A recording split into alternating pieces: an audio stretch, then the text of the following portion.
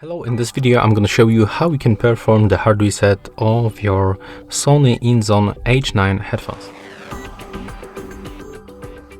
First of all, to perform the reset, we have to plug this headphones to the power source, and I'm going to use the USB-C cable, USB-C to the USB-A cable, and this second end I'm going to plug to the charging brick.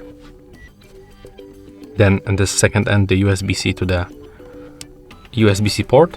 And when this indicator turns orange, we have to grab the headphones and use these two buttons, the power button and the Bluetooth button. We have to click and hold on the both buttons. And now just be patient and keep holding. As you can hear, that was the beep. They turned off. It means that we performed the hard reset.